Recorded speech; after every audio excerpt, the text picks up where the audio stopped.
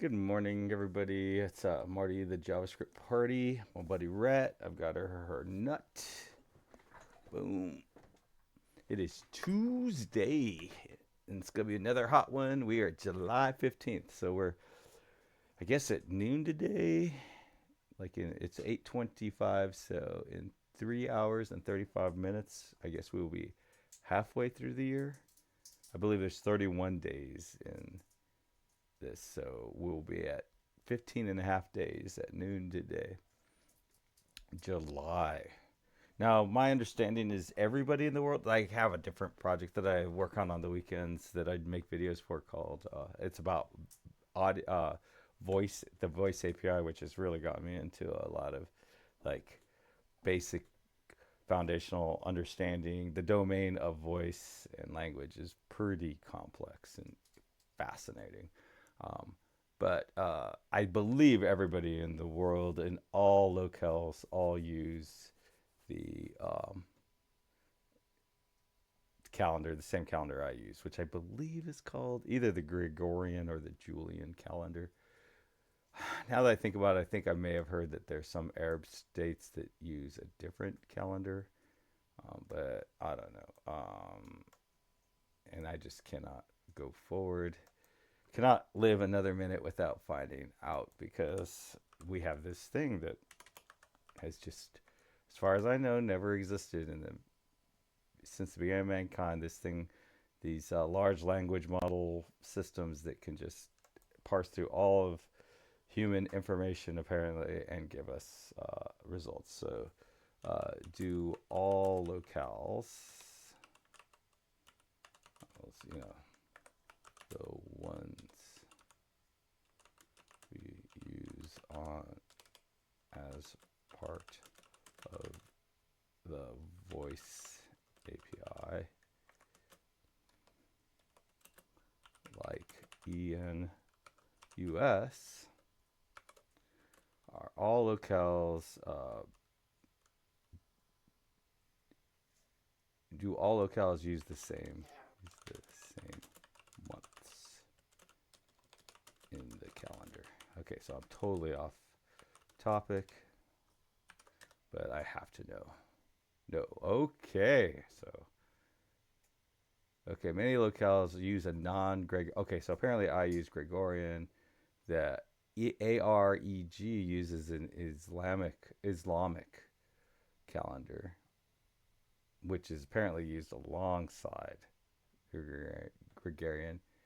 Hebrew Israel uses a different calendar, Hebrew calendar, and FAIR uses a Persian calendar, and THTH uses a Buddhist calendar. Same calendars with different month names. That's all these. Okay, so we have different month names, but they're identical. So, anyways, yeah, so that was a bad assumption on my part. I thought we all used 12 months, 31 days. Okay, so let me just, you can't always be exactly. So, not all calendars have calendars have a second month with 28 days?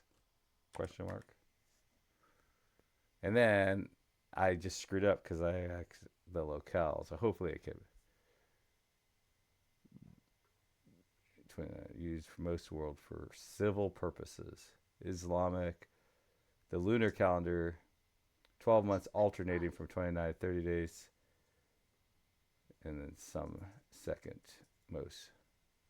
Hebrew calendars, lunar solar calendars, 12 months in regular years, 13 in a leap year. Well, that's new one on me. I did not know that. A Persian calendar uses a solar calendar. Months have fixed lengths. First 6 months are 31 days. Next five has 30 days. And the last one has 29 or 30 days. Second month always has 31 days. Buddhist calendar and Chinese calendar. So, anyways, yeah. So that was a bad assumption. So here in the U.S., as far as I know, everybody in the U.S. uses the Gregorian calendar. and it is February 15th. Yeah, not February, July 15th. Um, so that's what it is for me. It is 8:29 a.m. I have to start work in 31 minutes. So I've been trying to do these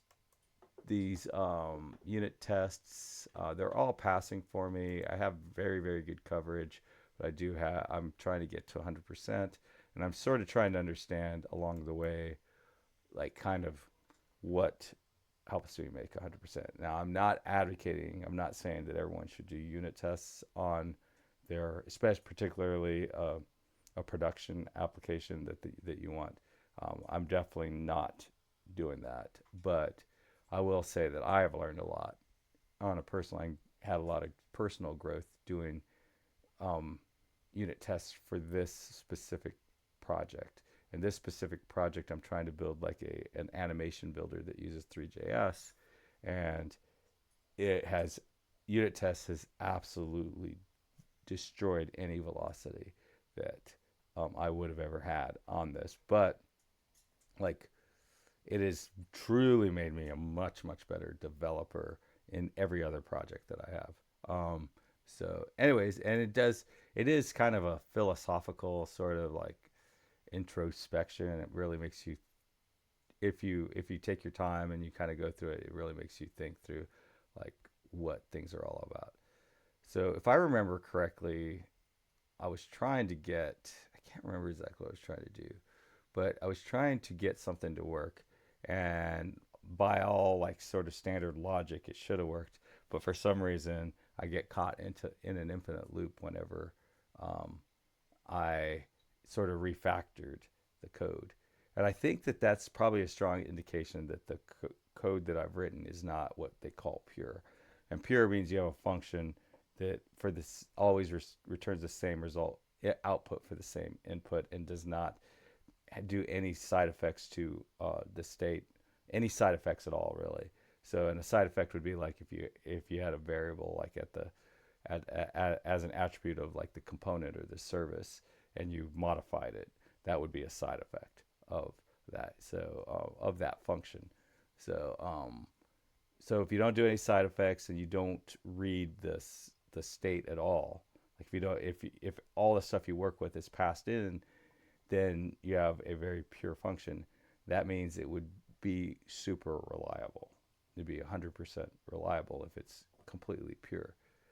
I think I'm running this code the same way, but for some reason, in some cases, it causes a infinite loop, and in some cases, it if I run it a different way, it doesn't cause an infinite loop. And I cannot remember exactly everything because it's been all like 24 hours since I played with it.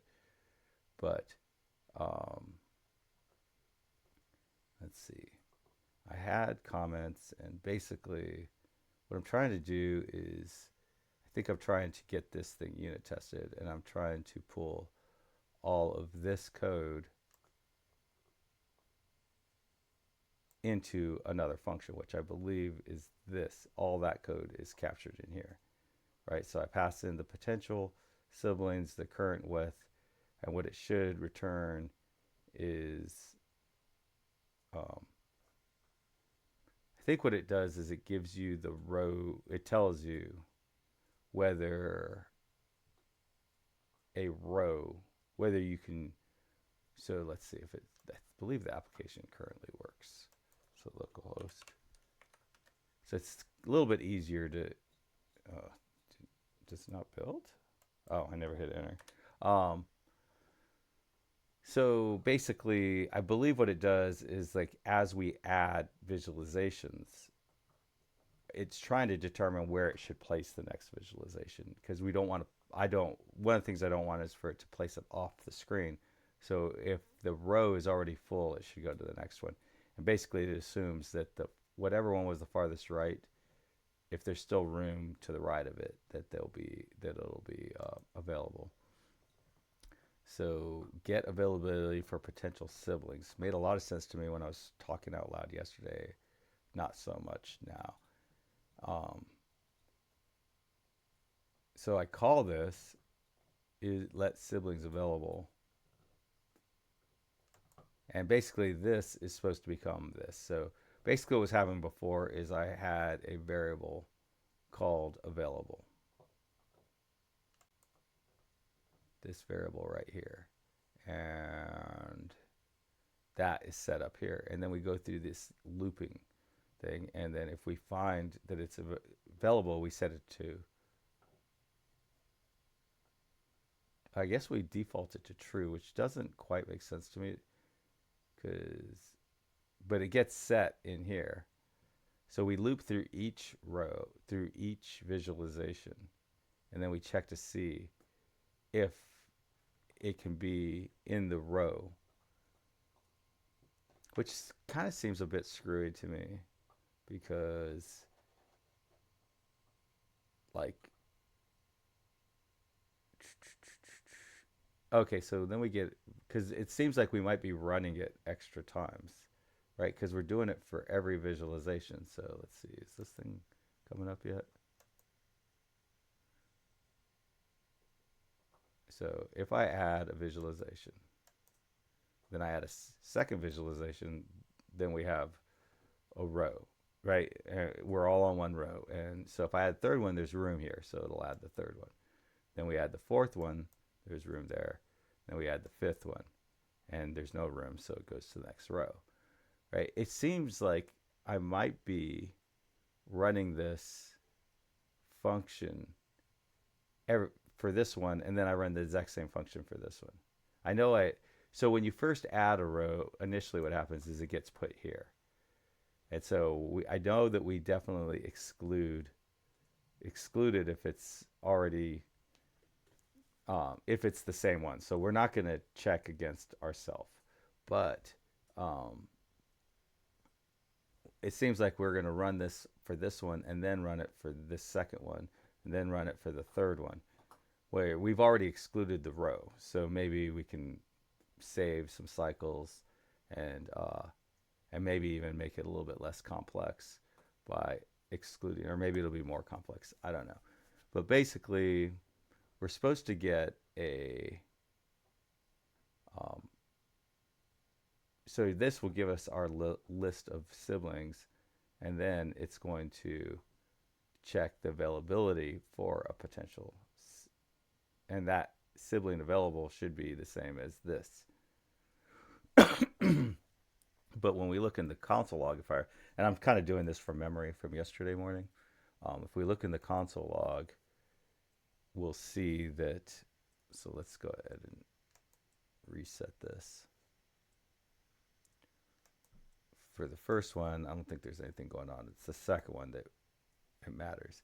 So see, sibling available comes off originally is false. But if it's run, so, and the assertion we're making, which is wrong, obviously, but is that this set of code does the exact same thing that this set of code does. But if that was true, then this available would be the same as, would be the same at once it's done looping as this one, right? So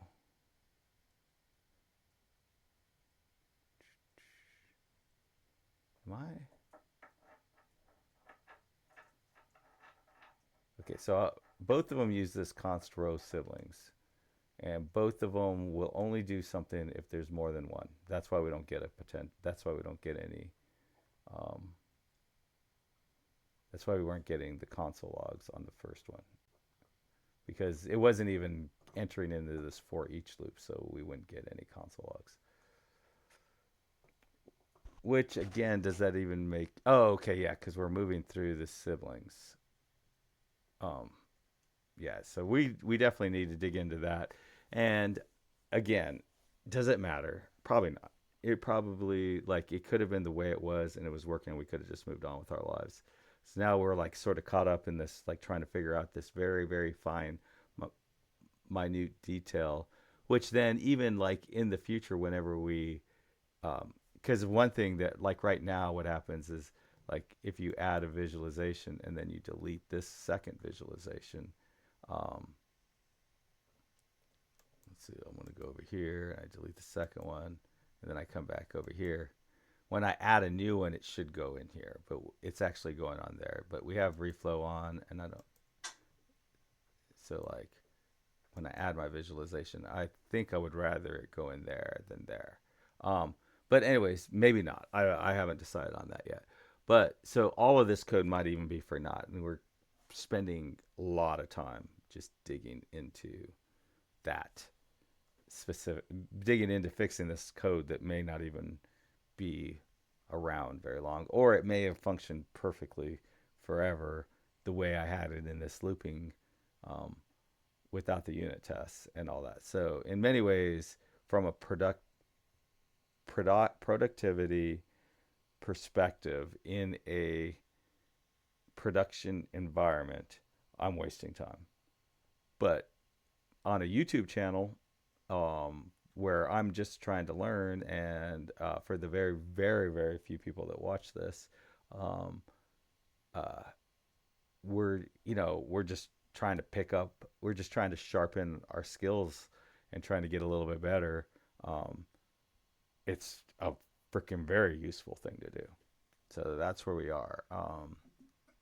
And that's that. So let's try to figure out why this set of code, which seems to be identical, right? They use the exact same, like, right,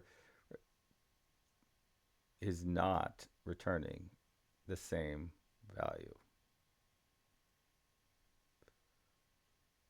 If potential great, right? Like this, if length is greater than 0, is identical to if length is greater than 0. End, it gets the end. End. It gets the right position. Right position. And then compare width to the right to the width. But we aren't, so let's console log that. Okay, so I'm calling this RPC. I don't know why. I can't remember why. It made sense. Oh, right position candidate. Okay. I should have probably console dot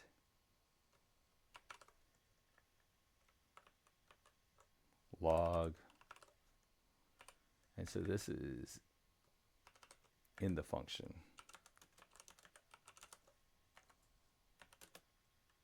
available. And then this, oh, okay, but it's not, well, yeah. What's interesting about this is, well, it's still the same way because it's happening outside. Okay, it's, so I'm doing it a little bit different. Okay,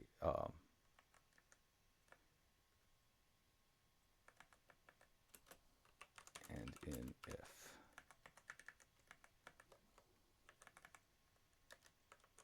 And logically, it makes no sense why these would be different. Logic. But I this morning it kind of hit me that like I've always known that there are like holes in logic, like that I learned in college. I learned that like this one, I can't remember who the philosopher said that like, hey, like you can never touch, logically you can never touch a wall, and the reason you can't touch a wall is because you always have to travel halfway to the wall to get to a wall, but you can always divide everything in half. So you can never actually cross all halves because there's an infinite number of halves. I don't know if that makes sense to you, but like basically it's like here, if I'm here and I get halfway and I get halfway again, and if I keep getting halfways forever, then I can never reach there, and I cannot get here without crossing the halfway mark. So I don't know. I've sort of mixed it up. I didn't say it in order, but clearly I can take this hand and touch this hand with it. But logic would tell me it doesn't, and it's because logic is a tool. Logic isn't the truth. The results of logic isn't the truth. Logic is a tool for finding the truth, and it isn't always the right tool. So logic tells me that this and this should always be the same. Um, but maybe that is not the case. And the maybe that is the key. The other thing is that up here we defaulted to true, but down here we defaulted to false. So that to me seems like probably the mistake.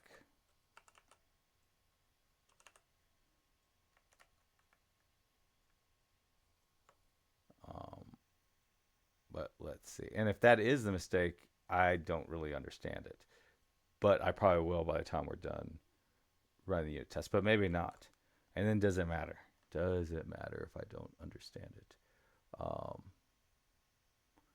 so if that, so okay, so I think I have a bug. I may have a bug fix. If I do have a bug fix, if that is in fact a bug fix, then we do not need this code anymore. And so the bug that we were getting was that it was locking up and just getting into an infinite loop. I added some code to sort of pop out of give me an alert if I got into the infinite loop. So let's see. And it was happening whenever we get to the second one. And it's crazy because I could not remember any of that this morning when I started this show. And then now I remember it clearly, clear as day. It is very interesting how our memories work. Okay, so that was the problem. The problem was that the default of the overall thing is true. That oh, and that does make sense. By default, it's true. It's only true if we find that it's not. And so I've just created a logical argument which might or might not be correct. It makes sense. It totally makes sense, but it might or might not be make sense. So I am going to let's go ahead and just sort of clean this code up a little bit, and then make this available. Oh wait, no, that did not. That did not fix it because I changed it to sibling available, not available, and I don't think we want it to declare it. We want to just do this. So, and that's how you can kind of get yourself. You take the night off, you come back at it with a fresh thing, fresh look, and then the next day you change something very critical, and so that may not have actually fixed it. Okay, so that fixed it. I do not understand why that fixed it at this point. I do not have like I, and I feel like 10 years ago, I would have deluded myself into thinking that I understood what was going on, but I don't. I don't understand why exactly, but it does make sense. I don't truly grasp exactly why that fixed it, but it totally makes sense that um, that that's what it is. And I think this makes a lot of sense. Um, so basically, now we've got this down to just one line of code inside this if statement. Um, and it seems like I probably want to actually um, even move that if statement, hopefully, into the into here. So what? So I have a current viz and a viz, and that's because it's iterating over all of these. So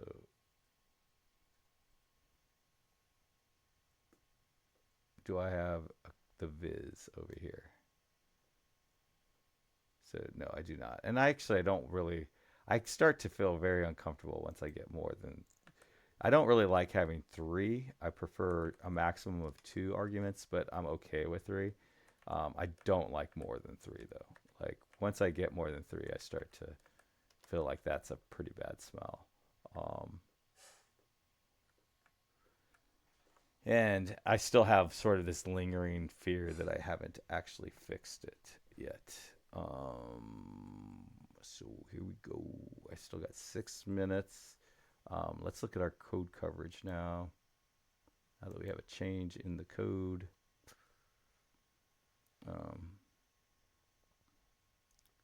Let's see. The one we care about is this get availability for current siblings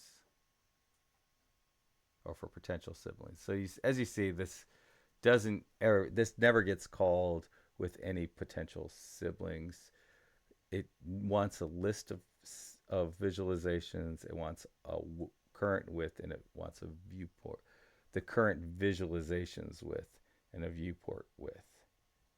So now it's time to start creating a spec to take care of this. As you see, this is less intense, and then we'll probably want to we'll probably want to create another function that we call that get visualization for each. Yeah, I'm not exactly sure what we want to do, because really all we want to do is pass something all the visualizations, and then it takes all those visualizations and see, the thing is okay, so when I first started, or a little while ago, I was kind of going back and forth of whether I wanted to pass the current visualization in or whether I wanted to pass the width in itself. And now I'm backtracking. I think it should be the current visualization.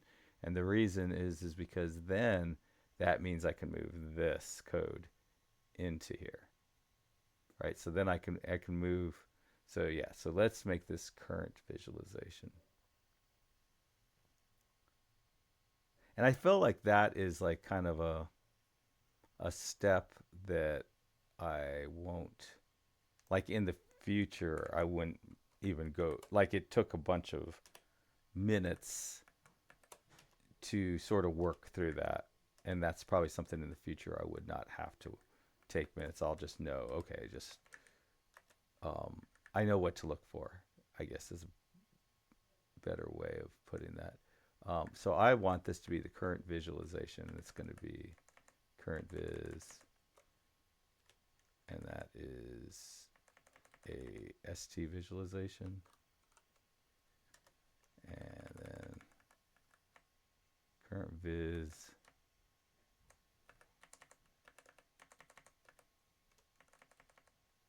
and I believe it's .st width. So this is the width of the actual visualization. So in this example up here, it's how wide this is. So we store what its right position is, but we don't store what its, we store what its left position is, but we don't store what its right position is. So the right position, but we can calculate it by adding the width of the visualization. There might be a better way to do that, I'm not sure, but for now that is what I want. And I'm kind of glad now I didn't make a variable.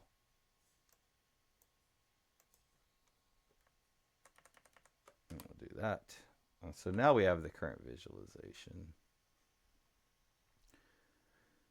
Yeah, let's just make sure we didn't break anything. Okay, so now what I want to, well, I guess we won't know until we add a second, and really until we add a fifth. Okay, so now I want to move this logic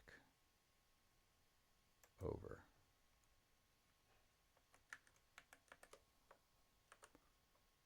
To here.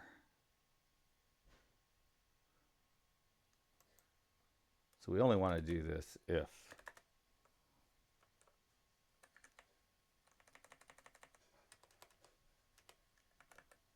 let's just go ahead and do this. And see, this is a perfect example. Like I've just done this so many times that I could skip a bunch of steps that I normally wouldn't have.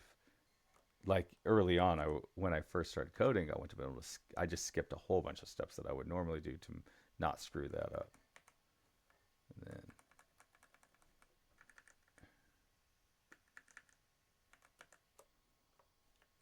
so this is exactly the kind of like nested branching that I was kind of trying to avoid. So I might end up just pushing it all. But really, there's no reason to do it that way. We could just be like this. I like, if it's going to be long like this, I like to put it on a second line. Um, so we can move that test up to here. So we're saying if that, and if it's not the same and length is greater than 1, greater than 0, and really if there, yeah, yeah, uh, really that, to be precise, it would be greater than 1 because it's in the list. So it's by default going to be greater than 0.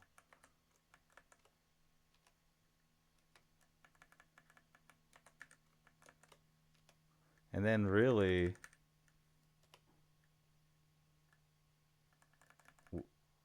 if greater than 0 works, we don't really need the greater. We don't even need to test it because it's working. We just don't want it to.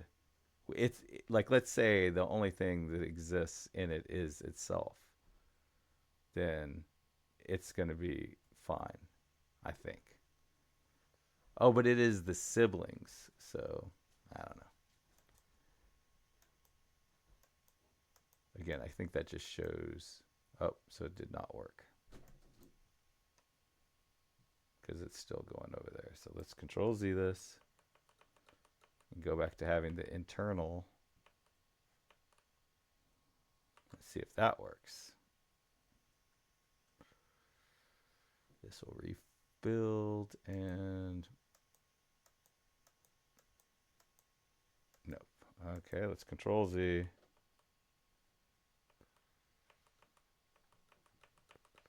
Let's get back to a working state.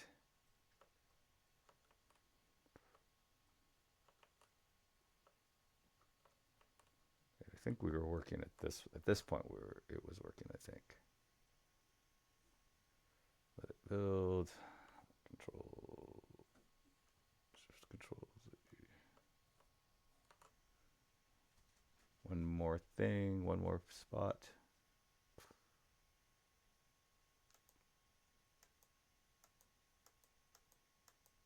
Okay, so we're working again. I don't know what the deal is. Yeah, it's 8:57. It got to go.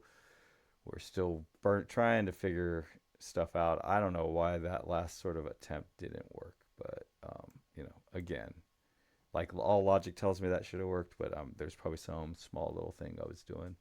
Um, yeah, not sure. I'm definitely exploring new things that I've never done before and learning as I go. Happy coding, everybody. Bye.